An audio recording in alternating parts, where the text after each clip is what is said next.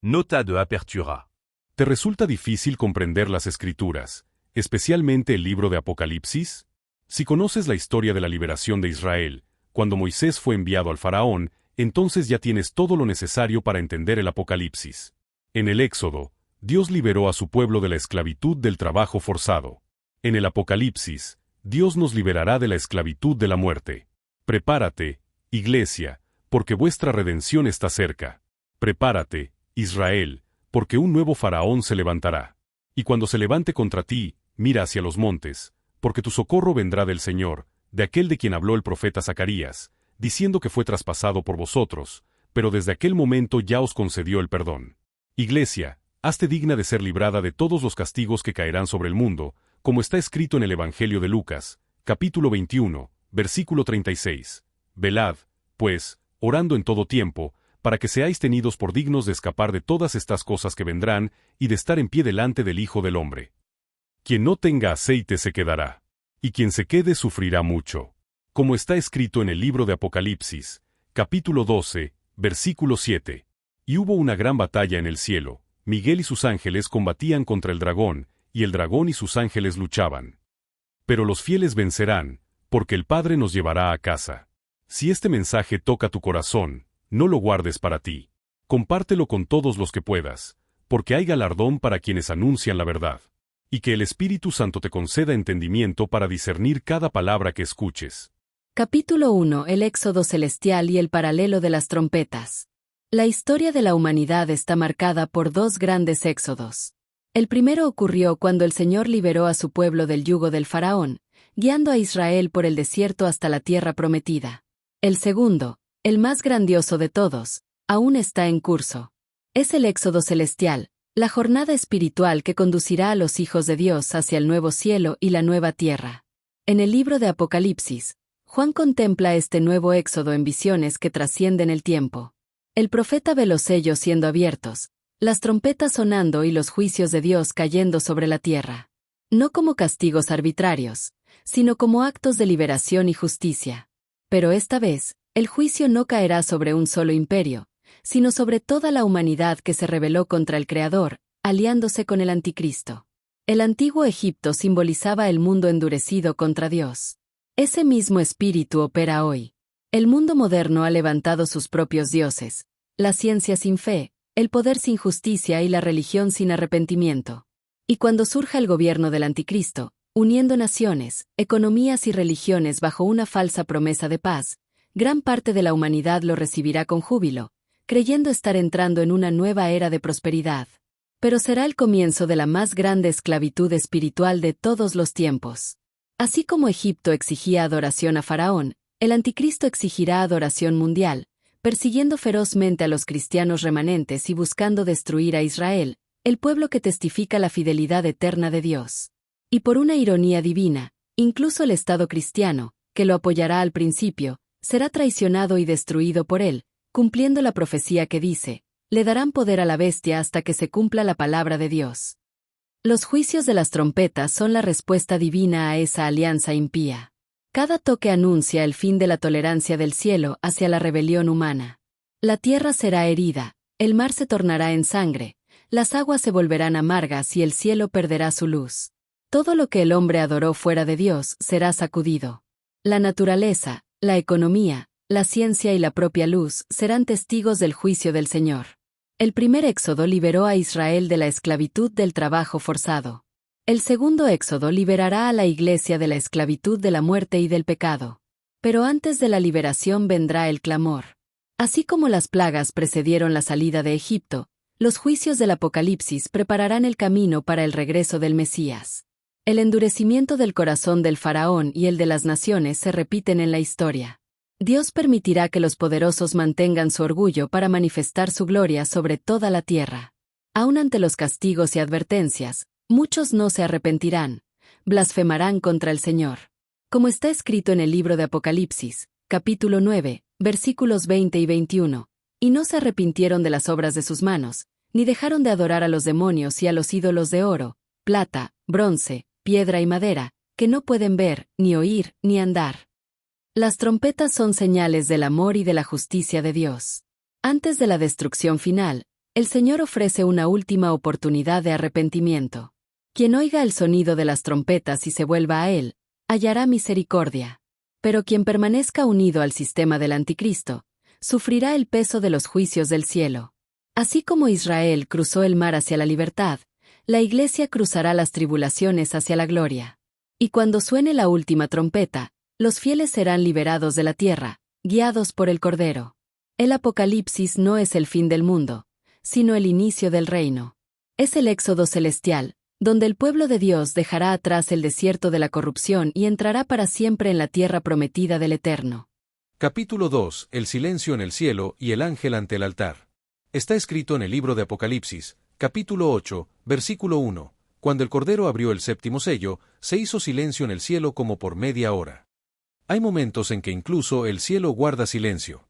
Ante el trono eterno, donde los ángeles proclaman sin cesar Santo, Santo, Santo, de repente todo calla, como si la creación entera contuviera la respiración. El silencio en el cielo no es ausencia de sonido, es plenitud de expectativa.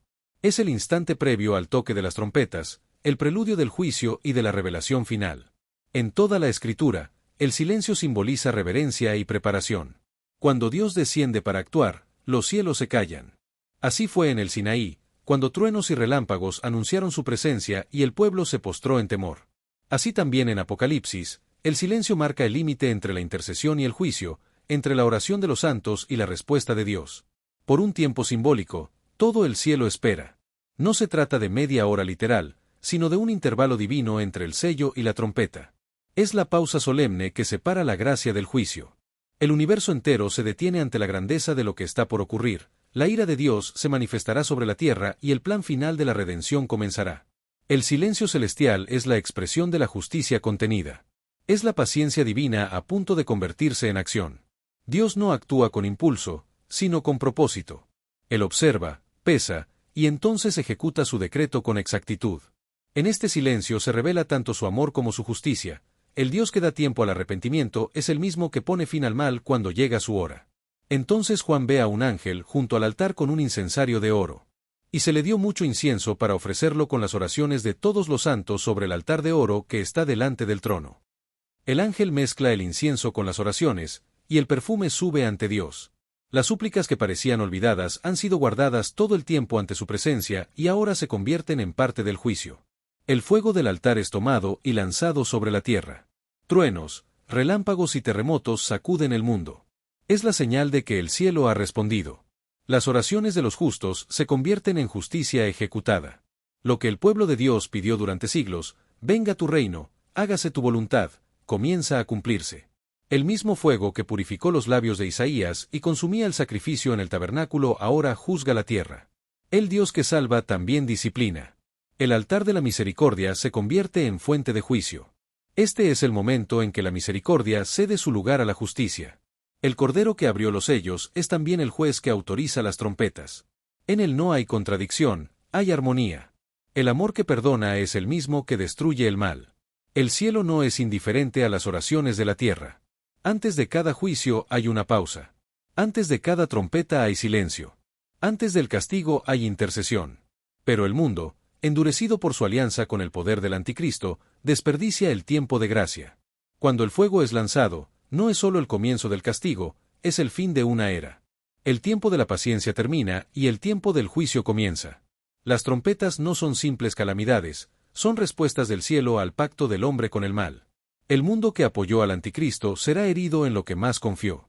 El sistema que persiguió a los cristianos y quiso destruir a Israel será traicionado y aniquilado. Incluso el Estado cristiano que lo apoyará al inicio caerá por su propia alianza impía. Así se cumplirá la profecía. El enemigo se volverá contra los que le dieron poder. El silencio termina. Los ángeles se preparan, las trompetas se alzan, y el sonido del juicio resonará. El cielo guarda silencio solo para que la voz de Dios pueda ser oída. El tiempo ha llegado. Capítulo 3. Las 4 primeras trompetas. Juicio sobre la creación. Querido oyente, no te sorprendas cuando digo que los sellos ya fueron abiertos, porque es la propia Biblia la que lo afirma. Así como está escrito que el Cordero fue inmolado desde antes de la fundación del mundo, también debemos entender que los decretos de Dios fueron establecidos desde la eternidad. Servimos a un Dios omnisciente, que conoce el fin desde el principio. Nada escapa a su sabiduría, y nada sucede fuera del tiempo señalado. Los sellos fueron abiertos, y los efectos de cada uno vendrán sobre la humanidad en el mes, el día y la hora que el Altísimo ha determinado. Cuando se abre el séptimo sello, el cielo guarda silencio. Y de ese silencio nace el sonido de las trompetas. Cada toque anuncia la acción de Dios sobre la tierra. No como destrucción al azar, sino como juicio con propósito. Así como las plagas de Egipto fueron señales de advertencia y liberación, las trompetas del Apocalipsis revelan que el Creador aún tiene el control de todas las cosas y que nada escapa a su soberanía. Las 4 primeras trompetas golpean la creación visible, la tierra, el mar, las fuentes de las aguas y el cielo. Cada una toca algo que el hombre aprendió a idolatrar. El primer toque hiere la tierra, quemando la vegetación. El segundo golpea el mar, volviéndolo sangre y trayendo muerte a las criaturas marinas. El tercero afecta las fuentes de las aguas, volviéndolas amargas y mortales. Y el cuarto hiere el cielo, oscureciendo el sol, la luna y las estrellas. Estos juicios no son meramente naturales. Son señales espirituales, reflejos de la rebelión humana y respuestas del cielo a la corrupción mundial. Revelan que la humanidad, al unirse al gobierno del Anticristo, sufrirá las consecuencias de su alianza. La tierra será herida porque los hombres convirtieron la creación en mercancía. El mar será herido porque las naciones pusieron su confianza en el comercio. Las aguas se volverán amargas porque el corazón del hombre se llenó de mentira. Y el cielo se oscurecerá porque el mundo perdió su luz espiritual bajo el dominio del engaño. Estos castigos caerán sobre la humanidad por haberse aliado con el gobierno del Anticristo, que perseguirá a los cristianos remanentes y tratará de destruir a Israel, el pueblo de la alianza. Pero Dios no permitirá que su propósito fracase. La bestia también destruirá el Estado cristiano que la apoyará al principio, cumpliendo así la profecía. El mal se volverá contra aquellos que le dieron poder. Las trompetas son llamadas al despertar. Cada sonido anuncia que el reino de Dios está cerca y que el tiempo de la gracia se acaba. La primera trompeta representa la pérdida del sustento y la escasez del alimento. La segunda hiere el mar, símbolo de las naciones y del comercio, y muestra la caída de los imperios económicos. La tercera vuelve amargas las fuentes de agua, representando la corrupción espiritual y la doctrina falsa. Y la cuarta apaga la luz del cielo, mostrando el oscurecimiento espiritual del mundo. El Señor hiere para sanar, sacude para despertar, disciplina para salvar. Las trompetas no son solo castigos, sino advertencias de amor. Cada toque es una oportunidad de arrepentimiento antes del silencio final. Pero la humanidad no escuchará. El mundo seguirá al Anticristo y dirá, ¿quién como la bestia, y quién podrá luchar contra ella? Entonces vendrá el juicio, porque Dios es justo. Y cuando suene la última trompeta, los hijos del Cordero serán reunidos, y comenzará el reino eterno del Mesías. Capítulo 4. El primer ay. El abismo abierto. Está escrito en el libro de Apocalipsis, capítulo 9, versículos del 1 al 12. El quinto ángel tocó la trompeta, y vi una estrella que cayó del cielo a la tierra, y se le dio la llave del pozo del abismo. El quinto ángel toca la trompeta y el abismo se abre.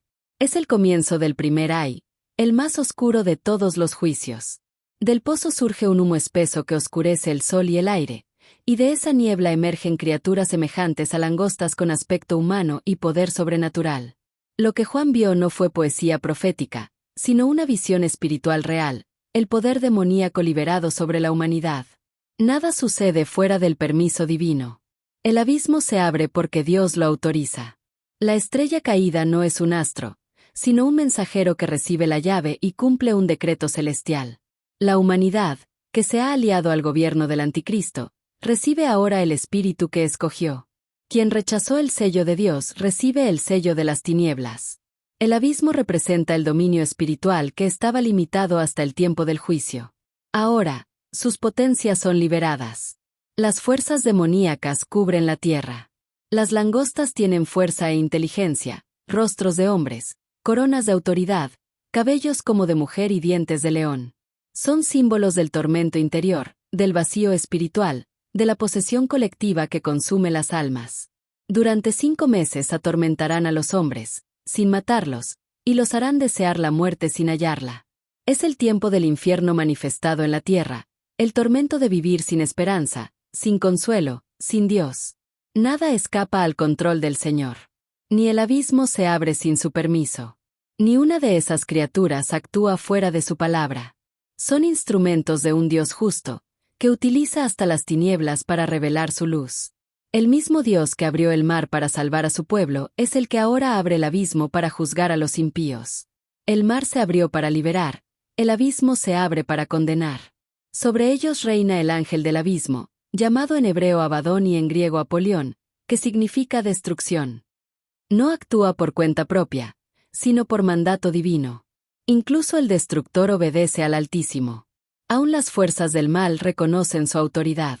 Ningún poder se levanta sin su permiso, ni se mantiene más allá del tiempo establecido. Y, sin embargo, los hombres no se arrepentirán. Como Faraón, endurecerán sus corazones. Aún viendo los juicios, preferirán maldecir a Dios antes que humillarse. Y la pregunta permanece, si Faraón hubiera sabido lo que le esperaba, ¿se habría arrepentido? Nosotros ya lo sabemos. ¿Qué haremos con este conocimiento? El primer ay marca el comienzo del fin del gobierno humano sobre la tierra. Es la advertencia más solemne de toda la historia. Dios es Señor del tiempo, de la creación y del juicio. Los ángeles están listos, el abismo está abierto, y los días están contados. Pero todavía hay gracia. El mismo Dios que abre el abismo abre también el corazón del que se arrepiente. El mismo fuego que destruye es el que purifica. Y el Cordero, que tiene las llaves de la muerte y del infierno, sigue llamando. He aquí, yo estoy a la puerta y llamo. Si alguno oye mi voz y abre la puerta, entraré y cenaré con él, y él conmigo. El primer ay anuncia el principio del fin, pero también proclama que aún hay esperanza para quien escucha la voz del Salvador. Capítulo 5. El segundo ay, la caballería del oriente. Está escrito en Apocalipsis, capítulo 9, versículos 13 al 21. El sexto ángel tocó la trompeta, y oí una voz que venía de los 4 cuernos del altar de oro que está delante de Dios. El sonido de la sexta trompeta resuena en el cielo. Del altar de oro, de donde subían las oraciones de los santos, surge ahora una voz. El altar de la intercesión se convierte en altar de juicio.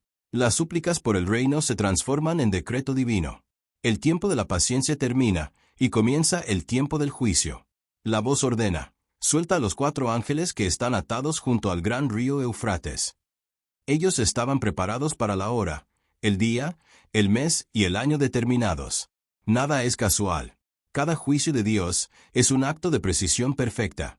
El Eufrates, antigua frontera de idolatría y rebelión, vuelve a ser escenario de la justicia divina. Allí nacieron los imperios que dominaron a Israel: Babilonia, Persia, Grecia y Roma. Daniel los vio como bestias, y Juan las vio revivir en sus visiones. El espíritu de esos reinos sigue actuando en la historia humana, levantando gobiernos, sistemas y religiones que se oponen al Dios de Israel y a su Cristo. No es necesario nombrar países, porque la profecía no trata de política, sino de autoridad espiritual. Las bestias representan los imperios del hombre en rebelión contra Dios. El mismo espíritu que movió a Nabucodonosor, Alejandro y César moverá también al anticristo. Es el espíritu del hombre que desea ser adorado como Dios. Juan escucha el número de los ejércitos, 200 millones. Un número inmenso, más simbólico que literal. Son legiones humanas y espirituales, expresión del caos que el mismo hombre invocó al rechazar al Creador. De ellos sale fuego, humo y azufre, símbolos de destrucción y juicio. Con esas 3 plagas muere la tercera parte de la humanidad. Pero aún así no se arrepienten. Como en Egipto, cada juicio es una oportunidad de arrepentimiento. Pero los corazones se endurecen. Las naciones se unen al sistema del anticristo y persiguen a los santos. El Estado que alguna vez se llamó cristiano será el primero en traicionar la fe. Así se cumple la profecía de Daniel. El reino se dividirá, el hierro se mezclará con el barro, pero no se unirá. El hombre intentará crear un imperio mundial, pero su propia estructura lo destruirá. Algunos afirmaron que el número 666 se refería a Nerón, pero esa es una interpretación humana. El número no es un nombre, es un principio, el número del hombre sin Dios. Es la Trinidad de la imperfección, cuerpo, alma y espíritu, intentando ocupar el trono divino. Es el sello del orgullo humano institucionalizado. Y así, la marca no se aplica primero en la piel, sino en el corazón. Aun después de todo, los hombres no se arrepienten. Siguen adorando ídolos de oro, plata, bronce, piedra y madera. Cambian la gloria de Dios por imágenes, sistemas e ideologías. Y por eso, las trompetas suenan. Daniel vio una piedra cortada sin manos que derribó la estatua de los reinos. Esa piedra es Cristo. Apocalipsis muestra el mismo desenlace. Las bestias caen, los reinos se hunden, y el Cordero reina. Todo se dirige al milenio, cuando el reino de Dios será establecido sobre la tierra. El segundo ay anuncia el colapso de los imperios humanos y la instauración del reino eterno. Los ejércitos del mundo marchan hacia la guerra creyendo ser libres, pero están cumpliendo el plan de Dios. El límite del hombre será el comienzo del gobierno de Cristo. Cuando suene la última trompeta, el tiempo de los hombres terminará, y comenzará el tiempo de Dios. Capítulo 6. El librito y el profeta. Está escrito en el libro de Apocalipsis, capítulo 10. Vi a otro ángel poderoso descender del cielo, envuelto en una nube. Sobre su cabeza estaba el arco iris. Su rostro era como el sol y sus pies como columnas de fuego. En su mano tenía un librito abierto, y puso el pie derecho sobre el mar y el izquierdo sobre la tierra. El sexto toque había cesado, y el mundo esperaba el siguiente sonido. Pero antes de la séptima trompeta, ocurre una pausa divina. Un ángel poderoso desciende del cielo, rodeado de gloria y cubierto de nubes. Sobre su cabeza brilla el arco iris del pacto. Su rostro resplandece como el sol, y sus pies son columnas de fuego. Este ángel representa a Cristo en su autoridad suprema, Señor del mar y de la tierra. Su posición muestra que todo el dominio pertenece a Él, y que ningún poder humano prevalecerá. En su mano está un librito abierto. No sellado, sino abierto, porque el tiempo del misterio ha llegado a su fin. Ese librito es el rollo de la profecía, el plan eterno de Dios revelado a sus siervos. El mismo Dios que mostró a Daniel los reinos del mundo ahora revela a Juan el desenlace de todos ellos. El ángel ruge como un león, y 7 truenos hacen oír sus voces. Pero a Juan se le ordena no escribir lo que oyó. Hay cosas que pertenecen solo a Dios. El conocimiento oculto no está destinado a la curiosidad humana, sino a despertar el temor y el arrepentimiento. El ángel levanta su mano al cielo y jura por aquel que vive por los siglos de los siglos que el tiempo no se demorará más. El reloj profético avanza, y lo que Daniel vio como futuro ahora está a punto de cumplirse. Entonces el ángel dice: «Ve, toma el librito abierto y cómelo». Juan lo toma y lo come. En su boca es dulce como miel, pero en su vientre se vuelve amargo. Así es la palabra de Dios, dulce al espíritu, amarga a la carne. Dulce, porque revela la verdad; amarga, porque muestra el dolor y la rebelión del mundo. Ezequiel también comió un libro, y experimentó la misma mezcla de gozo y tristeza. El librito representa la revelación interiorizada. No basta conocer la palabra, hay que comerla, asimilarla, dejar que se vuelva parte del ser. El verdadero profeta vive de lo que predica y siente el peso de cada palabra. Por eso el ángel le dice: «Debes profetizar otra vez sobre muchos pueblos, naciones, lenguas y reyes». Dios no deja de hablar, aun cuando el mundo lo rechaza. Mientras el falso profeta prepara el camino del anticristo, el Señor levanta a sus verdaderos mensajeros. Ellos proclamarán el evangelio eterno con poder, sin temor y sin buscar la aprobación de los hombres. Serán dulzura y amargura al mismo tiempo: dulzura, por ver la gloria del Cordero; amargura, por contemplar el dolor de los que se pierden. El librito abierto anuncia que el misterio de Dios se cumple. Los sellos que Daniel vio están ahora revelados. El libro está abierto, la profecía avanza, y el reino se acerca. La nube y el arco iris hablan de misericordia, el fuego, de justicia. Entre ambos se manifiesta el Señor, Salvador y Juez, Cordero y Rey. El profeta come el libro y se convierte en testigo vivo del plan divino. No habla de su propia sabiduría, sino del consejo eterno. Y su mensaje prepara la llegada del reino milenial de Cristo. El ángel con un pie en el mar y otro en la tierra proclama que toda la creación pertenece al Señor. El mar representa a las naciones, la tierra a los reinos, y ambos están bajo su autoridad. El librito en su mano es la historia ya escrita, el testimonio de que Dios reina sobre todo. El sexto capítulo concluye con el profeta fortalecido por la palabra y el cielo preparándose para el toque final. El siguiente sonido será el de la séptima trompeta, cuando se oirá la voz celestial. El reino del mundo ha venido a ser de nuestro Señor y de su Cristo, y él reinará por los siglos de los siglos. Capítulo 7. Las dos testigos y el último testimonio. Los dos testigos que Juan vio en su visión no representan instituciones humanas ni a la Iglesia como un cuerpo colectivo, sino a dos hombres reales que, en este mismo momento, están delante de Dios. Son Elías y Enoc, los únicos que no probaron la muerte desde el principio. Enoc caminó con Dios y fue llevado antes del diluvio. Elías fue arrebatado al cielo en un torbellino ante los ojos de Eliseo. Ambos están en la presencia del Altísimo, y un día descenderán a la tierra para cumplir lo que está escrito. A los hombres les está destinado morir una sola vez, y después de esto el juicio. La Escritura dice que estos dos testigos son los dos olivos y los dos candelabros que están delante del Señor de la tierra. Nadie más encaja en esa descripción. Moisés, aunque fue un siervo fiel, murió y fue sepultado, y la Biblia afirma que solo Cristo es primicia entre los muertos.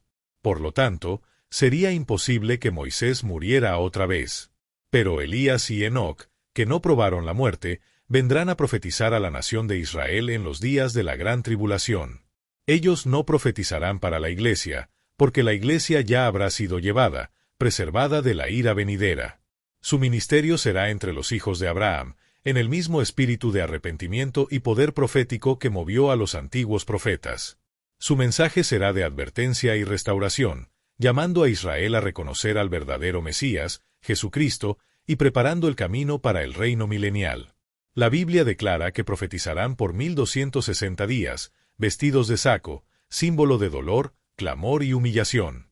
Mientras el mundo celebrará el gobierno del Anticristo, ellos proclamarán que ese dominio es pasajero, y que el verdadero rey está a las puertas. Sus palabras serán como fuego, y toda tentativa de destruirlos será frustrada. Ninguna fuerza humana podrá detenerlos hasta que completen el testimonio que les fue ordenado. Pero cuando hayan terminado su ministerio, la bestia que sube del abismo hará guerra contra ellos y los matará. Sus cuerpos quedarán expuestos en las calles de Jerusalén, la gran ciudad que espiritualmente se llama Sodoma y Egipto, donde también el Señor fue crucificado. Los pueblos, tribus y naciones contemplarán sus cuerpos y se alegrarán, intercambiando regalos entre sí, porque estos dos profetas habían atormentado a los que habitan sobre la tierra con sus palabras de verdad. Pero después de 3 días y medio, el espíritu de vida enviado por Dios entrará en ellos, y se levantarán sobre sus pies. Un gran temor caerá sobre todos los que los vean. Entonces oirán una voz del cielo que les dirá, «Suban acá». Y subirán al cielo en una nube, y sus enemigos los verán. En esa misma hora habrá un gran terremoto, y caerá la 10ª parte de la ciudad. 7,000 personas morirán, y los sobrevivientes quedarán aterrorizados y darán gloria al Dios del cielo. Así se cumplirá el segundo ay. El testimonio de los dos sellará el ciclo de advertencias y juicios, abriendo el camino para la 7ª trompeta, cuando se escuchará la gran proclamación: el reino del mundo ha pasado a ser de nuestro Señor y de su Cristo, y él reinará por los siglos de los siglos. Las dos testigos son el sello del juicio y el preludio de la restauración. Vendrán no solo para advertir, sino para confirmar que Dios no ha olvidado a Israel. Y todo aquel que escuche su mensaje y se vuelva al verdadero Mesías, Jesucristo, hallará misericordia aún en medio de la tribulación. Capítulo 8. La 7ª trompeta y el reino del Mesías. Pero es necesario comprender algo muy importante. La 7ª trompeta del Apocalipsis no es la última trompeta mencionada por Pablo. La 7ª trompeta es el anuncio del reino, la proclamación de que el dominio de las bestias ha terminado y que el Cordero ha comenzado a reinar. Marca el fin de los reinos humanos y el comienzo del gobierno visible de Cristo sobre la tierra. Es una trompeta de juicio, de posesión y de autoridad divina. La última trompeta, mencionada en las cartas de Pablo, aún no ha sonado. No forma parte de las trompetas del Apocalipsis, sino que pertenece al orden celestial, a la voz del mismo Dios llamando a sus hijos a casa. Cuando suene, los muertos en Cristo oirán primero y resucitarán para la vida eterna.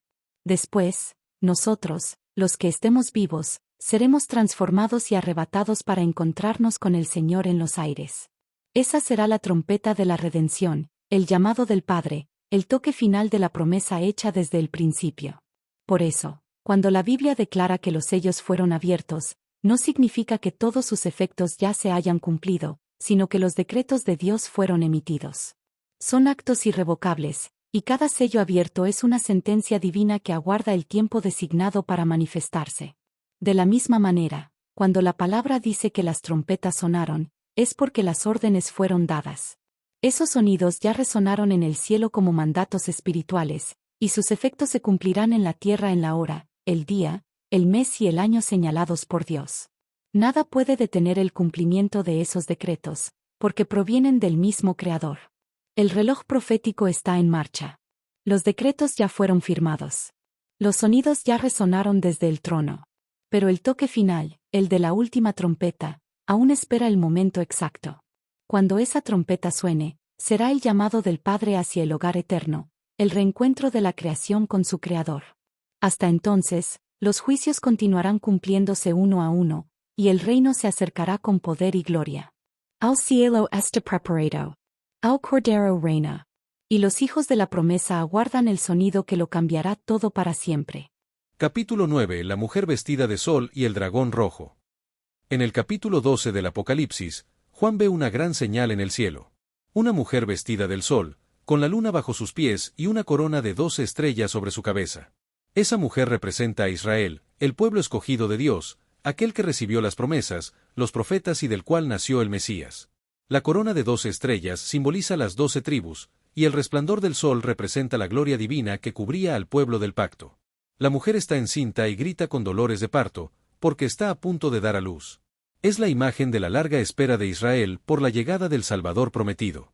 Desde los tiempos antiguos, el enemigo intentó impedir el nacimiento de la semilla que aplastaría su cabeza.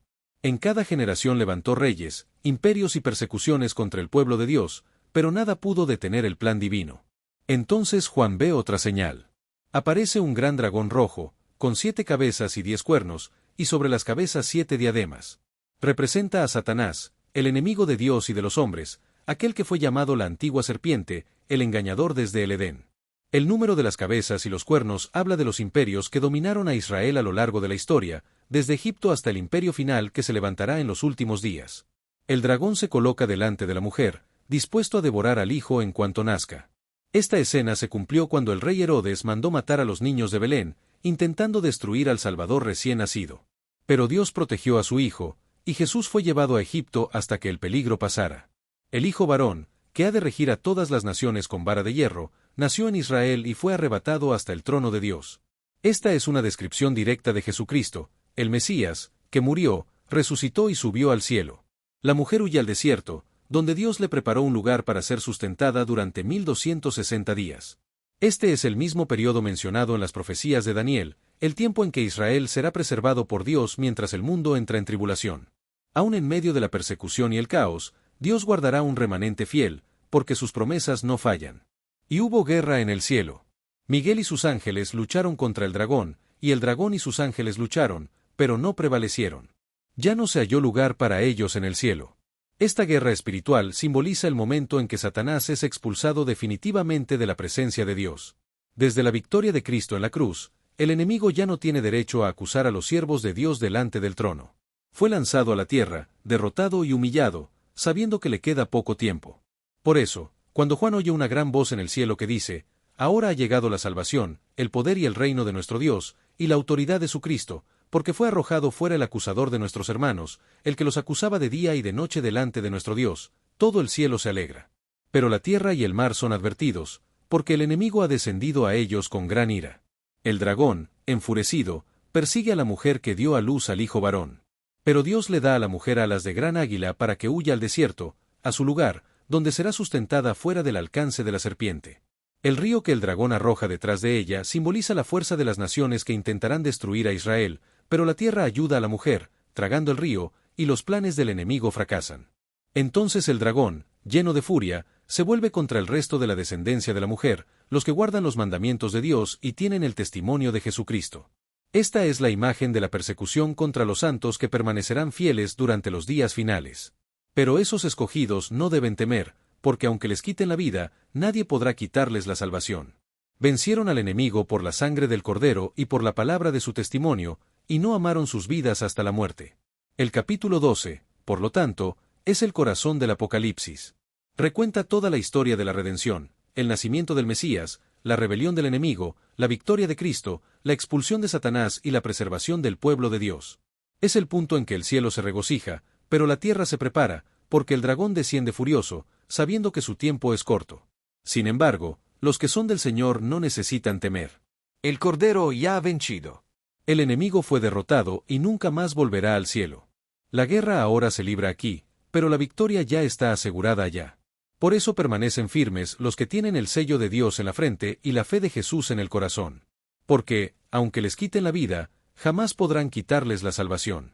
Nota de cierre, guardián de la profecía. Amados hermanos y oyentes de la palabra, hemos llegado al final de esta parte del camino. Este audiolibro abarca hasta el capítulo 9 del libro Apocalipsis, una interpretación simple. Todo lo que aquí fue dicho fue preparado con oración, con temor y sinceridad delante de Dios, para edificación y discernimiento espiritual de todos los que buscan comprender la verdad de las Escrituras. He tomado una decisión delante del Señor. Las interpretaciones que aún faltan, aquellas que tratan de los misterios finales y de la consumación de todas las cosas, serán reveladas solo cuando el Espíritu de Dios me haga entender que ha llegado la hora, o antes de que deje este mundo. No lo hago por vanidad, ni por temor, sino por obediencia. Porque hay cosas que solo pueden ser dichas en el momento justo, como está escrito, hay tiempo de callar y tiempo de hablar. Quiero pedirles a todos los que escuchan este mensaje, estudien la Biblia cada vez más. No se conformen con escuchar interpretaciones. Busquen al Espíritu Santo, porque Él es quien enseña toda la verdad. La revelación no es privilegio de un solo hombre, sino un don ofrecido a todos los que creen y permanecen fieles. Si alguien desea refutar lo que aquí se ha dicho, estaré abierto. Pero pido una sola cosa, que lo haga con base en las Escrituras. No acepto opiniones humanas sin fundamento bíblico, porque la palabra de Dios es la única autoridad sobre la cual se puede edificar cualquier verdad.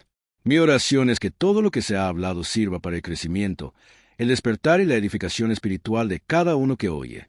Que cada palabra sembrada encuentre un corazón fértil, y que el Espíritu del Señor produzca el fruto que permanece.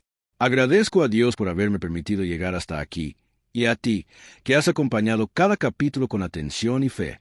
Que el Señor Jesús bendiga tu casa, tu familia, tu ministerio y tu camino espiritual. Y que esta voz, simple y humana, pero llena de gratitud, sea solo un eco de la voz del Espíritu Santo, que sigue llamando a los hijos de Dios a la santidad y a la esperanza de su venida. Muy pronto llegará un nuevo audiolibro, Avivamiento.